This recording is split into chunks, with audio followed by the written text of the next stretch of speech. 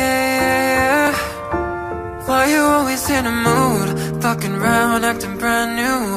I ain't trying to tell you what to do, but Selamat datang di video saya. Di sini saya akan menjelaskan mengenai status proses.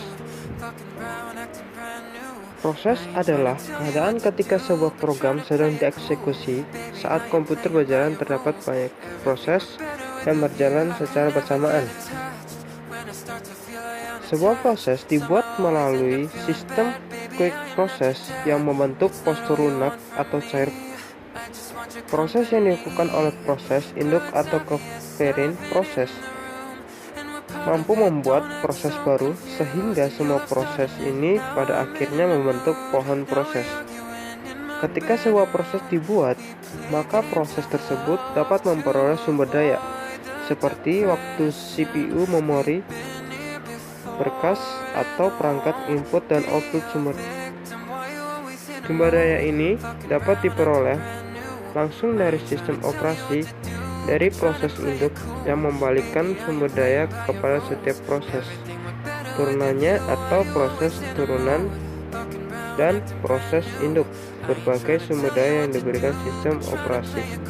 Gambar dari diagram proses status, di mana sebuah proses dapat memiliki 3 status utama, yaitu running, waiting, dan ready. Di mana running adalah status yang dimiliki pada saat instruksi dari sebuah proses dieksekusi.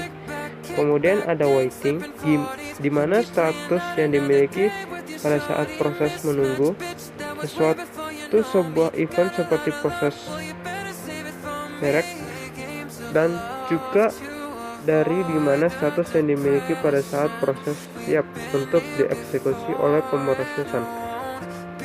Dalam hal ini adalah prosesor. Kemudian terdapat 2 status tambahan, yaitu saat pembentukan atau new dan terminasi atau termites, di mana new adalah status yang dimiliki pada saat proses baru saja dibuat, dan terminated adalah status yang dimiliki pada saat proses telah selesai dieksekusi. Hanya suatu proses yang dapat berjalan pada prosesor manapun pada saat waktu. Namun banyak proses yang dapat berstatus ready atau waiting. Ada 3 kemungkinan bila sebuah proses memiliki status ready. Yang pertama, jika program telah selesai dieksekusi, maka status dari proses tersebut akan berubah menjadi terminated. Kemudian jika waktu yang disediakan oleh OS untuk proses tersebut sudah habis, maka akan terjadi interrupt dan proses tersebut kini berstatus credit. Dan jika suatu itu event terjadi pada saat dieksekusi seperti ada permintaan, maka proses tersebut akan menunggu event tersebut selesai dan proses berstatus wait membahas proses tersebut. Proses terhadap kontrol dikenal dengan namanya PJBK atau proses kontrol blok, di mana proses kontrol blok adalah bentuk informasi lain yang diperlukan oleh sistem operasi untuk mengendalikan dan mengkoordinasikan proses-proses yang sedang berlangsung pada sebuah PCB. Sebuah proses dinilai dengan control box.